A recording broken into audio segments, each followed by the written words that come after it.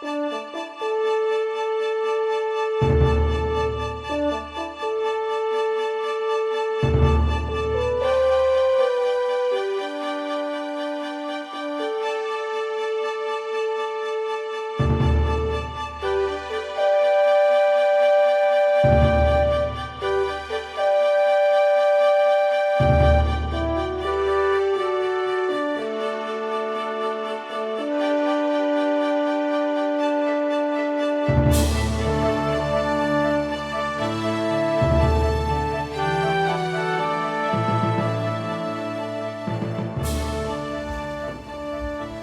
morning. The future for all of us is part mystery, part surprise, part unknowable. Whether that's you, or me, or Chris Paul, or Kristaps Porzingis, I had to practice that one, or even Kevin Durant. Most people, especially athletes, don't end up doing exactly what they had intended, what they had hoped for in life. And the man we're going to hear from this morning, he knows a great deal about how athletes can turn their on-court skills into off-the-court skills for life. And how the rest of us who aren't athletes can learn from them, the metaphors and the applications that apply to our lives. Mr. Craig Robinson is the vice. Yes. Let me tell you a little bit about him. He's the vice president of player development for the New York Knickerbockers, New York Knicks, and he's the general manager for the Westchester Knicks. Prior to joining the Knicks, he held similar positions with the Milwaukee Bucks. And before that, you may have seen him on ESPN, where he was a college basketball analyst and a color commentator, and also a studio expert. Craig Robinson has been a college basketball coach. How many basketball players in the room? Concordia's team. All right. College basketball coach. He's been a corporate executive, and he is the author of the best-selling book, A Game of Character.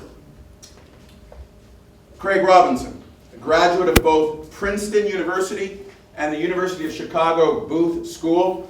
He serves on the boards, or has served on the boards, of Columbia College, the Ariel Foundation, and is currently an advisory member of the Aspen Institute, this is a big deal by the way, the Aspen Institute Sports and Society Project Play Initiative. I am simply delighted and honored to open our Concordia College Business Breakfast Series this morning. Thank you, Joyce, for your leadership. Delighted to honor and to welcome to our campus Mr. Craig Robinson. Thanks, John. Appreciate it, Craig. Yeah, thank you. Wow. I almost don't recognize that person he just introduced. John, thank you so much, and Mrs. Nunes, thank you. And where's your son, JJ? He said he was going to be. JJ's here. Thanks for inviting me. Joyce, thanks for inviting me to speak. It's been a long time coming. You asked me like 2 years ago, right, when I first moved in? Yeah, I dropped a note outside your apartment. Yeah. So, and I had just moved here, and we're neighbors.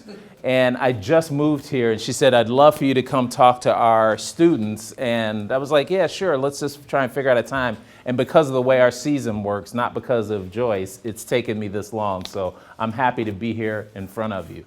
So my job at the Knicks, as John said, I am vice president of player development. That sounds a lot. It sounds like more than what it really is. Basically, what I do is I oversee the players on our teams' professional development on the court and their personal development off the court.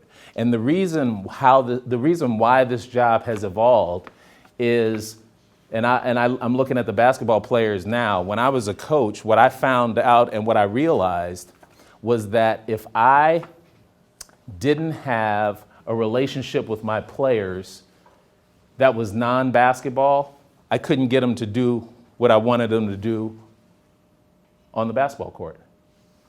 So I've been a player, so I know that's right. I know you guys won't care unless you know somebody cares about you. And I believe that. And I thought that was missing in the NBA. There wasn't this position before I took the one with the Knicks. Excuse me. So that's the overall. Now, what does that mean? That means I put together development plans for our players. So I have to analyze what they can do, what they need to get better at, how we're going to get them better at, and that entails communication with the coaching staff, which can be delicate because I'm a front office guy and we have to hire the coaches and fire the coaches, the medical staff, the training staff, the strength and conditioning staff, and then we have a team psychologist, and then we have the front office. So all of those people have to work together. I have to bring all of those people together to help me make our players better. So that's my job. And encompassed in this job, we decided to make development vertically integrated, which is why I'm the GM of our developmental league, Westchester Knicks. And being a GM is the same thing as being a GM with the New York Knicks. I'm responsible for everything. I'm responsible for roster development, draft, trades, free agency, hiring and firing the coach, signing contracts with the players and staff, all of that stuff for our G League team. And that gives me really the full breadth to be able to decide how we develop our players. Now, I have a question for you athletes here, and if you're not an athlete, you can answer this question. What do you think the best way is to develop a player? Anybody? You probably won't get it absolutely right, so don't worry about it. What's the best way to develop as a player? Working out. I'd say it probably might sound a bit ridiculous, but the best way to train a player is the way that player will best be trained. It's got to be an individual thing. Good answer. Good answer. One more. I'm going to give one more shot. Relationships. That's a good one, too. Yeah, I was about to say that. Okay. All of those are good answers. All of those are part of development. But you know, in pro sports, especially the NBA, you know the best way you develop a player? In games. In games. How about that? Now, this is taking me some while, and it's hard for me to say because I'm a college coach. And I usually thought that developing guys was a practice thing. Like in college, you have practice so you get better. That works in college. The reason why it's not the same in the NBA is, number one, you cannot replicate what happens in a game at practice. It's almost impossible. And the reason is because, number one, we have so many games that we can't practice that hard. I know the coaches don't want you to hear this, but in the NBA, in college, practice is harder than the games, right? Right? You guys practice harder than the games usually? Should be. In the NBA, it is not. The games are harder than practice. So to really develop, you have to be playing, which is why in our sort of black box, our G League team gets a lot of our NBA players who aren't getting regular playing time. The other part of my job that I think that I want you guys to hear about, because it is, I think, the most important, because listen, there's 400 players in the NBA. It's hard to get there, and even the guys who are there are only there for a minute. The rest of your life, oh, thanks, Joyce. The rest of your life, you're going to be a former NBA player. It is not anybody who's still playing in the NBA who won't be a former NBA player. So the more important part, and the part that gets the least amount of examination, is the off-the-court stuff. And I'll tell you why. Because you guys who are fans really aren't interested in what these guys are doing when they're not winning. And once they're gone, they're forgotten, you're thinking about everything else. But you guys who are players, when you're done, you got the rest of your life to live. So it's hard for guys like me and you who didn't make it in the NBA or haven't yet made it in the NBA. You guys still have an opportunity to, but just thinking that it's a numbers game. It's only 400 jobs and there's like 40,000 guys playing basketball if you count the guys who are in high school, college, and in sort of overseas professionals. You want to be prepared for that time when you don't play. And the hardest thing about talking to NBA players about life after the NBA is none of them think there's going to be a life after the NBA. So as hard as it is to teach a guy how to do an inside-out crossover dribble or get the right arc on his jump shot, it's even harder to talk about career development, financial literacy, critical thinking. And these are skills that you guys, by being in college, are learning that a lot of our guys who we get at 18 and 19 don't get to learn because they don't go to college. And this, I want to sort of segue now into being successful off the court. And there's one thing that I took from Pete Carrill, who was the coach at Princeton, when I was playing. He's still alive, and I talk to him all the time, and I tell him I use this phrase all the time. Your first impression happens only one time. And you will never know when you are being interviewed.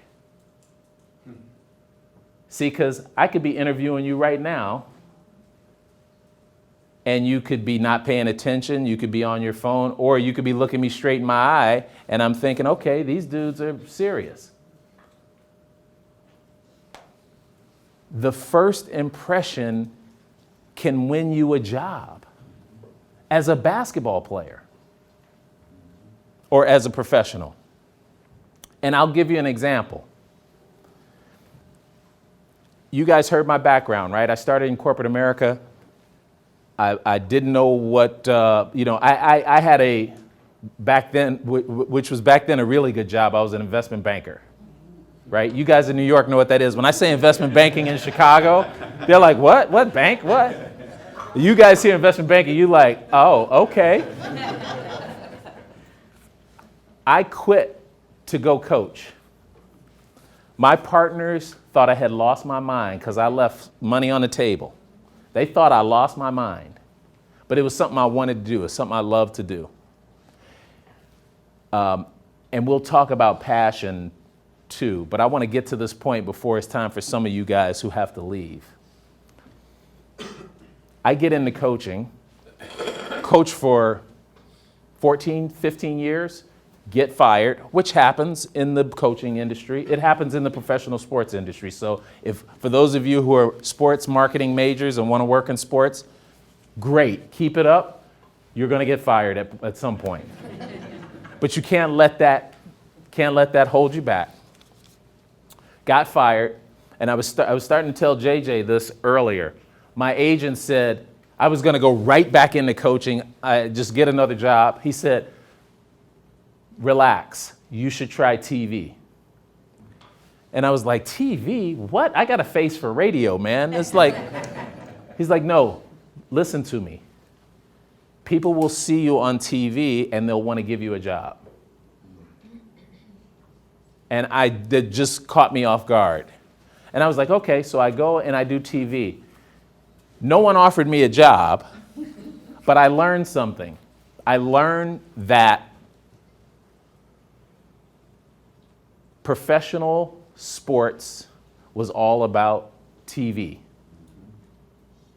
College sports, all about TV at the high major level. All about TV. So you probably don't know this, but when you're doing a game, you know the stuff you hear guys talking about? That's all choreographed, right? We're prepared to talk about stuff when the game is a blowout, and most games are blowouts. Because if the game is good, we talk about the game. That's easy. I didn't know that, right? So the first year, I'm like hanging on for dear life, just worrying that I'm not sweating on screen, right? So the second year, I realized I need to use my network. That's a word I want you to remember. My network of friends in the coaching industry to get information to talk about. So I went around to coaches. I went around to teams and talked about their teams, the guys who are in the conference that I was doing on TV, so that I could talk about it. But what I did do is I went around to NBA teams who were in those cities. And this is a long story on how first impressions mean something. So I went up to see the University of Wisconsin, and I was living in New Jersey at the time, but I was analyzing the Big Ten. The Big Ten was one of my conferences. So I was going up to see those guys practice, and I decided to try and see the Milwaukee Bucks practice while I was there. So I call up the Milwaukee Bucks, and I start with somebody I know there, and they were like, oh, by the way, do you know the owner, Mark Lazary? I don't know if you guys know that name, but he's a New Yorker who owns the Bucks. I was like, oh yeah, I know who that is. Called him up. His phone rang like he was in Europe. You know how when you call Europe and it goes doot, doot, doot, doot? So I was like, oh, dude, this dude's never going to call me back. So I left a message. 2 days later, calls me back. I said, hey, I want to come to Milwaukee and talk to you about the Bucks. He was like, you know what? I live in New York. Where do you live? I said, I live in New Jersey. He's like, you want to come up for lunch? I was like, what? Yes. So I go up and visit him. Now, I'm just trying to find out information on what it takes to be an NBA coach and player and stuff that I can use to talk about, because they had a couple of Big Ten players on their roster, and I can use that to talk on air. But here's this first impressions thing. So I went in there like professional, and knowing in my mind that at any point in time I could say something that would get his attention. And you know what I said to him? He asked me, because he was kind enough to have a meeting with me, he asked me, and I mentioned to him I had gone around to 7 or 8 NBA teams to talk about what they do and how they do it. And he asked me, he's like, what'd you find out at those places? And I said, very casually, you know, for the life of me, I don't understand why you guys who own these teams leave player development up to the coaches. Player development is a long-term thought, and coaches, I'm a coach, I'm transactional. I'm trying to win this game that's right here, or the next game, or this one game. It's like you need somebody who's more of a forward thinker. And you guys know when you talk to somebody and you tell them something that they never heard before, you know how they look at you when they're like looking at you and then they look away, but they're like still looking at you, but you can tell they're thinking? I saw that. And I said to him, and also I don't understand why the basketball side hates the business side and the business side is afraid of the basketball side. Those two statements got me a job at the Milwaukee Bucks, just to jump forward. 6 months later, they called me up and asked me to come out to Summer League, blah, blah, blah, blah. Then boom, next thing you know, I'm working in the NBA. First impressions, everybody. First impressions are important. Secondly, you are learning the hardest thing to do nowadays is to get y'all young folks working hard. And Joyce and I were talking about this. Are these guys millennials? What's the name for this group? Yeah. Millennials? I hate that name. If I were you, I would be like, don't call me that. But the thing about millennials is that you all, rightly or wrongly, y'all are about that nice life, right? You want a nice life. And I get it. You want vacation. You want to know that they're going to give you coffee when you work. This is what I deal with when I'm interviewing people all the time. But you folks here as athletes, you all have the hard part. The knowing how to work hard every day. You know, most people couldn't do what you do just going to practice and going to school. Most people cannot work that hard these days, especially folks your age. So you've got that. You've got knowing how to work in teams. That's a big deal now. All of us in management and leadership positions, we're looking for people who can come into a group, add to a group, help everybody get better, and the whole tide, the tide rises all the boats. You guys are doing that every day. And then the discipline to get up and do it again and again and again. Like you said, go work out. You work out every day, don't you? Almost, right? You take a day off here and there. You get shot. I mean, do you know most of the population of people who go to work don't know what that's like? They do not know what that's like. So you have the keys, right? You have the keys. So there are two more things here, and then I think I'm going to open it up for some questions before I move on. There are two more things here. Don't be afraid to make mistakes, right? First impressions, you guys have the tools. Don't be afraid to make mistakes. Because like I said, you're going to get fired anyway. So you might as well doing it the right way, right? And you'll learn from your mistakes. Learn from it, retool, regroup, right? And then I talked about this just a little bit before. Find something you're passionate about, right? Because then it makes going to work like you're not going to work. And I learned that from my dad. And I talked about that in A Game of Character, how my dad worked for the city of Chicago as like a laborer, right? So he had a uniform, he got up, he worked a swing shift, so he worked at night sometimes, he worked at afternoons, worked days. And all I would talk about is how much money I wanted to make. How much money I wanted to make, how much money I wanted to make. And he would say, you know, you should find something you like doing because at some point, the money's not going to matter. I know it sounds crazy because nobody believes that, but it's true. Because you know what? You're going to be working until you're 65, 70 years old. And if I can be doing this until then, I'm going to be all right. Because it doesn't feel like I go to work. Like I get to do stuff like this. You think this is like going to work for me. It's crazy. It's crazy. So find something that you're passionate about.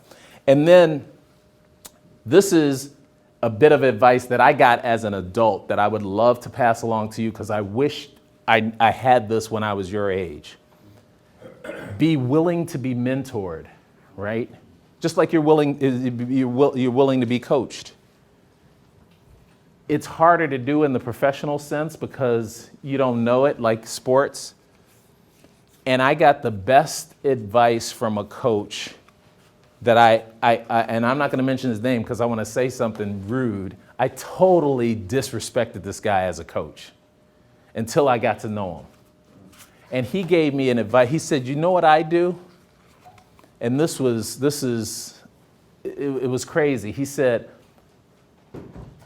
I have 30 people, a list of 30 people who I want to be mentored by, and I call one of them a day, every day of the month. You heard that? I mean, just think about that. Think about how simple it is and how powerful that is. You can add to your network 30 people who could potentially give you information that will either help you get a job, help you further your career, help your family. Don't be afraid to be mentored. So if you could start now, you don't have to start with 30. You have when he told me this, I mean, I was fully grown when he told me this, and just starting to get into coaching. And I started with 5 guys, and then I added another 5, and I went to 10. And it's just 1 call a month to that person, and it's 1 call a day. Out of all the phone calls you guys all make and texting, that's really easy to do. That's really easy to do. So I'll hold it there. Are there any questions about what I've talked about so far? I know we're getting close to 8:30 here. Yes. I have a few questions. Okay. I'll keep it brief. You talked about vertical integration in your work. Yes. I'm going to ask you something about what I presume is a horizontal integration. Yep. How does the work you do in the NBA link to the work in the WNBA? And so if you could talk about that. Okay. And then you pose the transactional versus what I'm going to call the transformational. A coach being transactional, a player development professional being transformational. How, as a player development professional, do you manage that tension, especially in sports where you're trading and moving in and out pieces day in, day out? How do you manage that long term? Okay, that's a really good question, and I'll get to that. Let me answer the one about the WNBA. The way our team works is that actually the New York Liberty isn't owned by Madison Square Garden anymore. But when they were, we worked in conjunction with them and shared ideas with player development and tried to get ideas from them. Because for the female athletes in the room and the males, I'm sorry to say this, women are much easier to coach than men. Much easier to coach than men. And I have a son who played basketball, a daughter who's still playing basketball, and 2 younger sons. So I've got 3 boys, 1 girl. In high school, my daughter didn't want to hear from me until she got to be a senior and let me coach her. That was the first time I got to coach her. My wife had to coach her because we didn't, but now she's a pro playing overseas, she's much easier to coach than my 3 other sons, much easier. So there was some collaboration there. Now, to the second question about the transformational versus the transactional, and this is going to get me to my next topic for the folks who are still here about leadership. That's when my leadership skills come in, and it's planned. And what I was talking about earlier about having the players wanting you to connect with them, it's the same thing in an organization and leadership. I have been to leadership conference after leadership conference, and all of them talk about, you have to get respect, and you have to have buy-in, and you have to do this, and you have to do that. I maintain that the best leaders, the first thing they do is connect with the people who they lead. You have to connect, right? Again, because they're like players. They won't go beyond what they can do if they don't think you care. It doesn't, I ran a trading desk. Guys were making millions of dollars. And if I didn't lead them right, they would just be cool making what they made and wouldn't ever rise to the occasion. So to be a good leader, I believe the first thing I do and what I do in my organization is I connect with the players and the coaches, because those are the guys that help me get done what needs to get done for the overall health of the organization. And then I start talking about vision, right? Then I start talking about what we want to accomplish, and then and sort of be developing or overseeing the development of all the young players. That's number one. Number two, the numbers in basketball. You have 2 or 3, maybe 4 new guys every year when you consider your draft picks. You get 2 draft picks and you get 2 two-way players that are NBA caliber players. The rest aren't good enough and make up your G League team or are trying to get to be good enough. So I think those are the 2 reasons why basketball's been,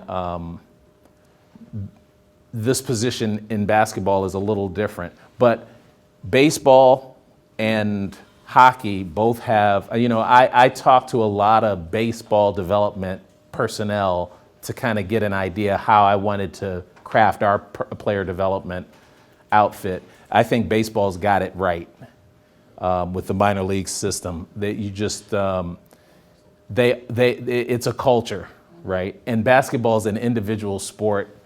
And it's like we have 17 independent contractors that we have to corral into a team. What about football? There's no, we were talking about this earlier, there's no minor league for football. And football, there's no guaranteed contracts, no minor league, so they use you up and get rid of you. They use you up and get rid of you.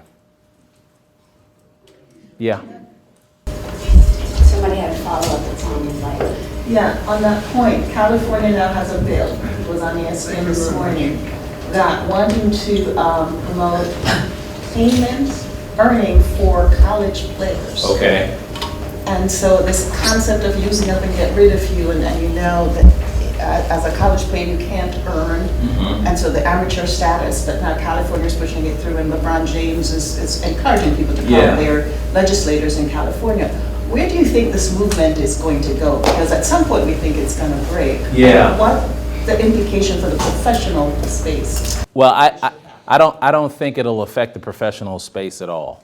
It's a college thing, and part of the reason why I did not go back to college basketball was I couldn't be part of the hypocrisy of the coaches and all the personnel making gobs of money and the players not even, they couldn't even make any money on their likenesses. And the real hypocrisy is there are ways that, and you guys know this because you're in school right now, there are ways that you can come out with a degree but not be college educated. That's happening too much in schools. And I suspect it doesn't happen as much here. This is a nice small university and you know you're here, you want to play ball and you want to get to the pros, but you also want to make sure you're getting college educated because it'll go back to the first impressions. When you come in and talk to me for a job, I'll be able to tell right away if you're not college educated. And there were too many Division I athletes who are, because that's what they were saying, this is what you got. You got a college degree, you didn't get paid, but you got a college degree. I think that's a lot of BS. So I don't think it's going to affect the pro ranks at all because when we're looking for players, the first thing we look for is athletic ability and a pro skill. You're going to have that or not have it, and then we're moving on. But do you see a breakthrough for the college athletes where they will be able to earn? Only if they do it before it's too late. Because if they wait too late, they won't get the athletes who people will want their likenesses. We'll just get them early. Right. And it'll be like baseball. We'll have a minor league. So it's a timing thing, in my opinion. And I know this because it's greed. They're going to wait too late. And they're going to say, people will watch the NCAA tournament. They will. But when, and we talked about this earlier, and this is going way off a field, but you guys are changing the way we look at the business of sports. Because you guys don't watch TV.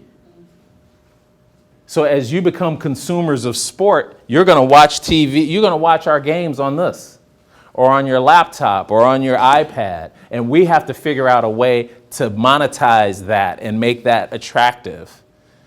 And college sports, NCAA, they ain't going to be able to do it. They won't be able to do it. Yes, ma'am. Has the NBA or you at the Knicks, when you talk about player development, have you started any sort of institute or program where students can learn life skills, financial skills, and it be a requirement for your players to go through these? So I was going to say yes up until the last part. You can't make it required in the NBA unless it's collectively bargained. And if I'm the players' union, I wouldn't collectively bargain requirement to go back to school or further your education.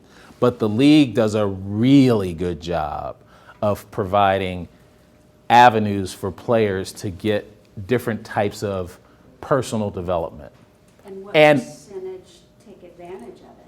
Well, that's the whole point. That's why I'm here, right? Because it's my job to connect with these guys and get them to understand this is something you want to think about. This is something you want to do. We just had our first play. You know, to Adam Silver and David Stern's credit, we have a partnership with Harvard University where we can send NBA players to get exposed to Harvard. Now, they're not going to come out with a Harvard degree, but they're going to spend 2 days there and really see the other side of education.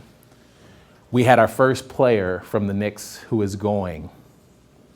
So the only way you can do that is that guy is, the player has to be that guy already, which they mostly aren't, or we as an organization have to have a great relationship with him where we can convince him that this is good for his career.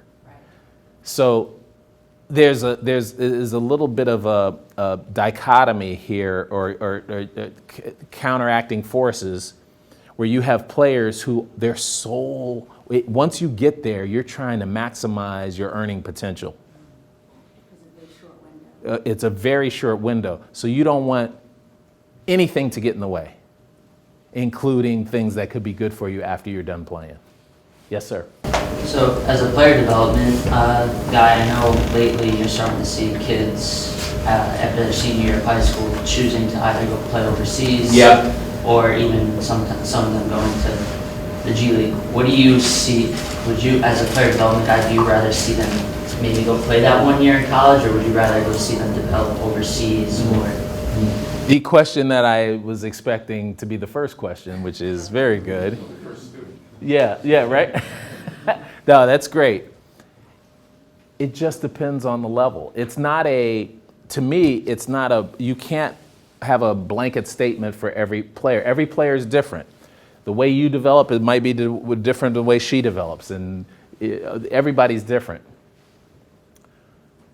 Economically, I think if you're good enough, you got to go early as possible, because there's two reasons. One, just financially, the sooner you get on the payroll, the sooner you get paid, really paid. Secondly, like I said about development, if you can get in an organization that understands that how to develop you, you will develop faster against pros than you will in college. And I'm not saying that as a pro personnel guy.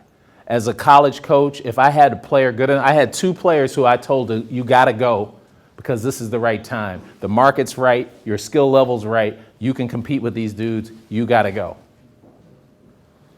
So that's just how I think. So that answer it? Yeah. Yep. I have a question. So I'm playing a more individual sport. I play tennis. And from your point of view, because you spoke a lot about teamwork and being able to function in a team, helping the whole team and individual grow in the team, which I relate to that.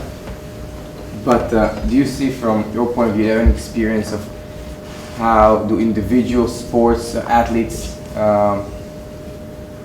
like for someone who's trying to develop a player, there's any differences for developing a player who is playing individual sport or in a team sport? Right. That's a really good question.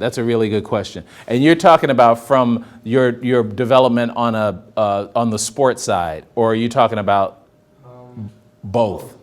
So, because that's a really good question, because people think what I said about the hard work and discipline and all of that applies. You've got that.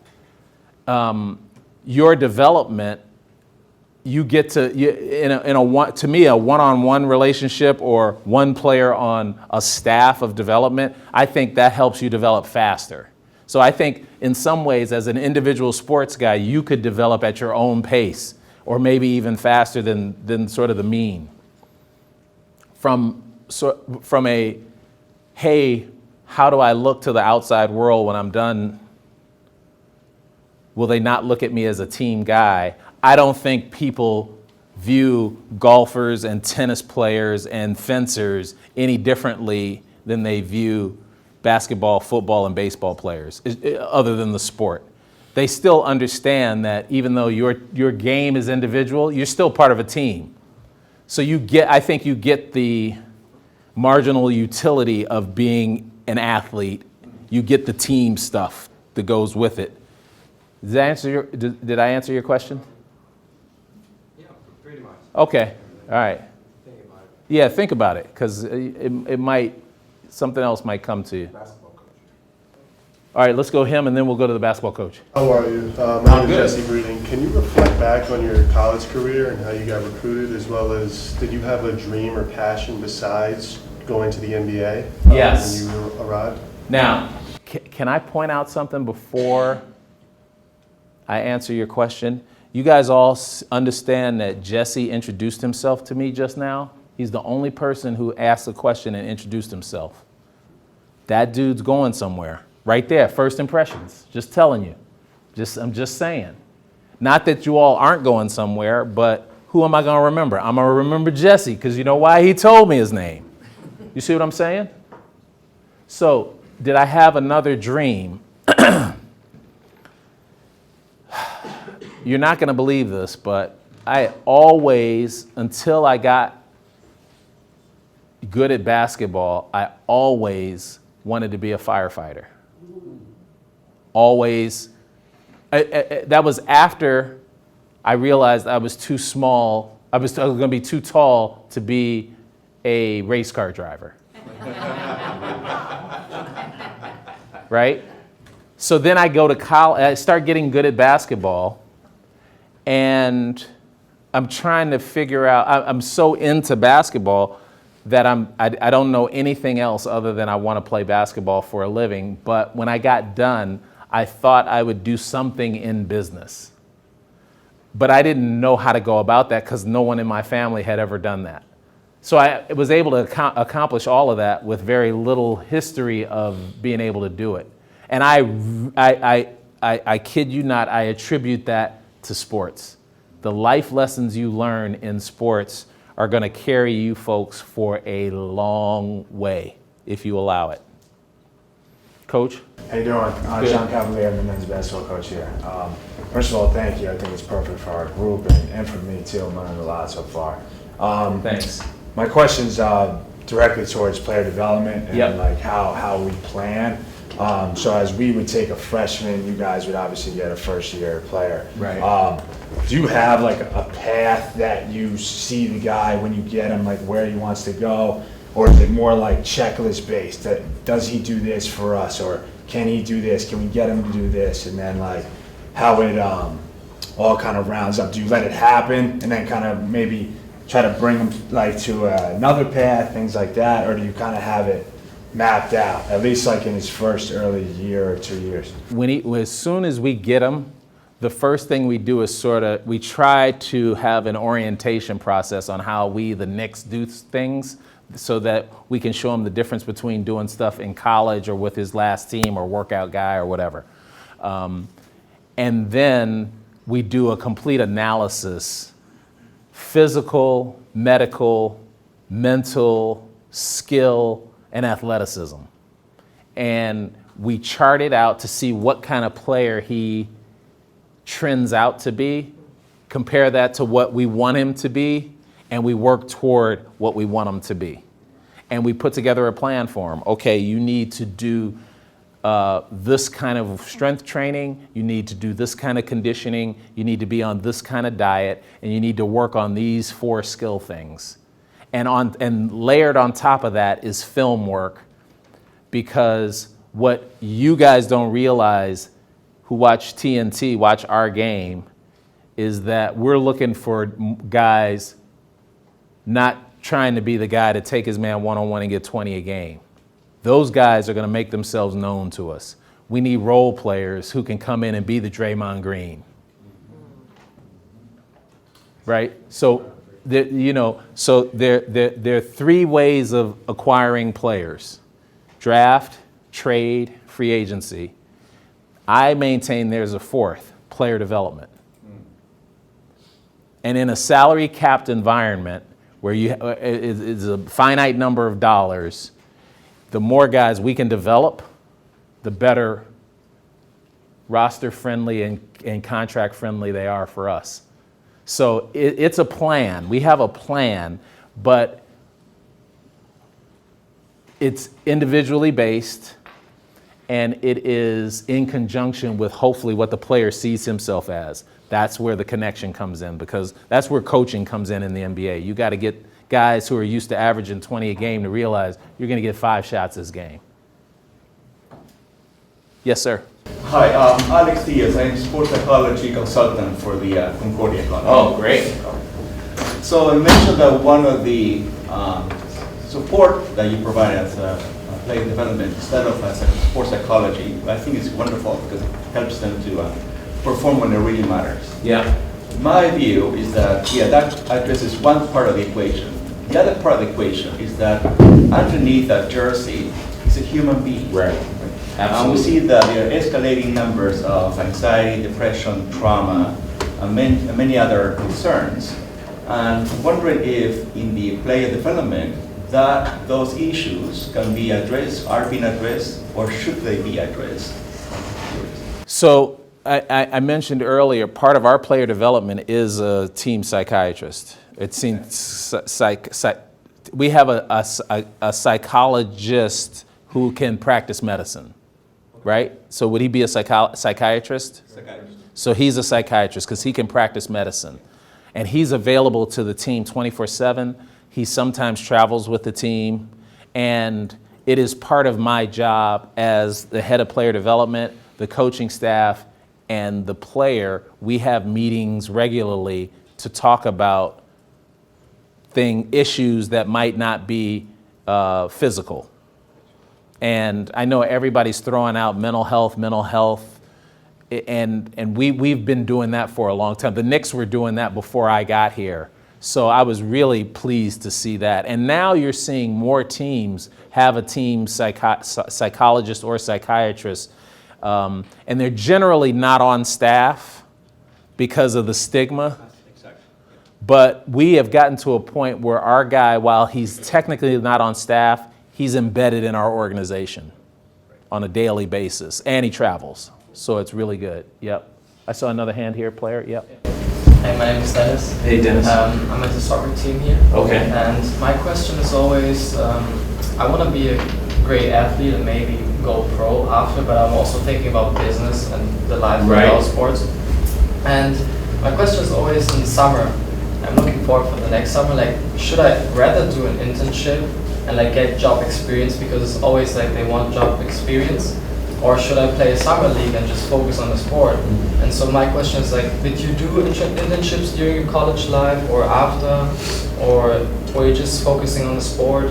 So I did internships, but I was in college many years ago. So that was the thing. There was nobody who just did sports in the summer because you needed to earn money. And so I did do that, but I also understand development. Like if you're, where are you from? Germany. So you're from Germany, so you have an opportunity to play here or internationally. You have a broad opportunity to play professionally. I would say, if you were my son, I would say, get as much of that going now while you're physically capable of doing it, because that is a diminishing asset. As you get older, there's going to be more guys like you coming up. So you can always get an internship. And I know that sounds sort of Pollyannish, but you can. You can't always have a chance to develop as an athlete. Yes. Good morning. Morning. So I teach entrepreneurial leadership here. Okay. And my question is, who are the public people that you admire as leaders or teachers that we could read about after you're gone here? That's a good one. Well, it's easy to say Barack and Michelle Obama are.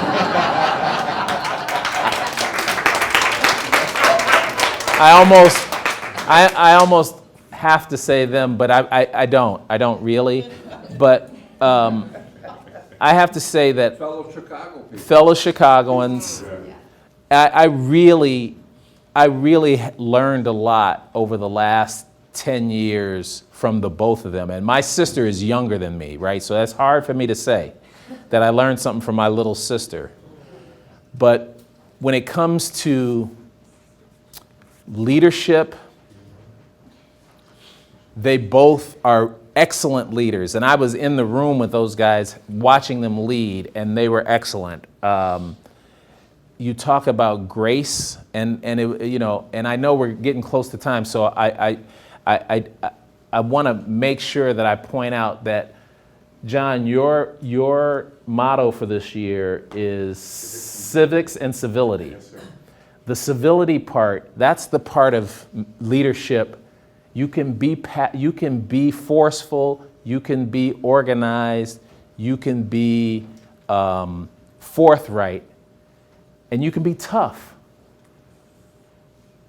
But you have to be kind and understanding. And that's what you guys are doing here with the motto this year. So those two are emblematic of that. I am a huge fan of Pete Carril. He's a basketball guy. I am, who are some, I really like the way Phil Jackson led when he was with the Chicago Bulls. Entrepreneurially, my dear friend and mentor is John Rogers, who is the chairman of Ariel Capital Management. That's from a business standpoint. So that's a group right there that, if you have an opportunity to sort of read about them and what they think about and the things they do, I think those would be good people to start with. Okay, thank you. And you know what? I always point out a question that I've never been asked before. That was one. Thank you. I appreciate that. Yes, ma'am. Hi, Megan Powell, local resident. More of a cosmic outlook. We were talking about mental health, and in these enclaves, we can get inspirational talks from people like you. But for the general population, what do you see in the future? For the general population? Yes, I mean, there's so much negative media out there. Yeah, you know what's going to happen. I think at some point, the rhetoric that's out there that's so negative, that's easily purported on social media, at some point, these young folks here are going to they're going to outnumber the people who are short-sighted thinkers, because I tend to suspect that those are more older demographic. And as these young folks get to be sort of in leadership position, I see us moving back in a direction of civility. Now, I might not be here to see it, but I really do think favorably about the future. And I think this kind of talk, sorry, Dr. Nunes, this kind of talk that's going on out there now is this next election will be really interesting, because all the people who didn't participate last time, they're going to participate this time. So it's going to be really interesting to see, and I'm looking forward to it. Craig, can you take one more question from a Yeah, student? I'll take one more from a student if anybody's got one. From a basketball player. So I should just pick someone, Rob? Yes. Let me pick you. Can you talk more about what Dennis had. Well, first, my name is Alex White. I was also thinking about next summer, coming to be a senior next year, about internship versus working out. I'm still not sure like what I want to do after college. Yeah, I could talk more about it. And, you know, Dennis, and what'd you say your name was? Alex. Both of you guys and all of you guys, it's okay to do both, too. It's okay to do both. If you can find a flexible enough internship where you can work out, because you shouldn't be working out 8 hours a day in the summertime, right? You should be working out probably 3 hours at the most if you're playing.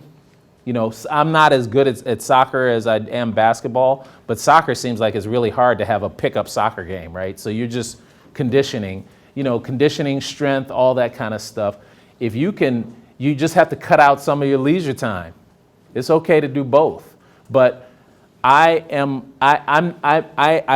everybody should go into their work life thinking, okay, I have tried my sports life as hard as I can, because what'll happen is if you don't, you will be worried about, oh, I should have done this, I should have done that. Should I stop working and go back to that? That usually doesn't work out. So I would really try and do both, but if you can't, work on your game. Work on your game. Yes, ma'am. One question to build off of that. Yes. I'm Sarah Calvert, by the way. I play on the women's soccer team. Okay. How do you know the line of the transition when you should stop going for your dream of being professional at your sport and going into the workforce? Well, because you don't want to regret not going far enough in your dream for sports, right, and you don't want to wait too late to You're- go to the workforce. So how do you know that transition? Well, you'll know. The game will tell you. The game tells you when you're ready to stop. You just won't be good enough, right? So no matter how much hard work you put into it, you will not be good enough. And that's the getting fired thing. You're going to get fired from soccer at some point in your life. And that's, to me, when you start, you know, there's no hurry. Listen, I didn't start coaching until I was 40. There's no hurry. You can change careers, especially if you've got an education. And that's a good one to end on. If you have your education, it's like being the Knicks signing one-year deals. You got flexibility.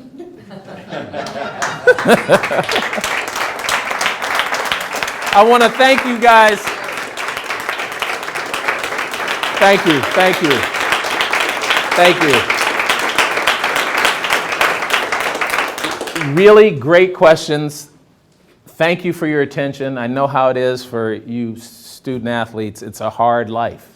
It's a hard life. But I really appreciate the attention, the questions, and you being here this morning. And good luck with everything. All right.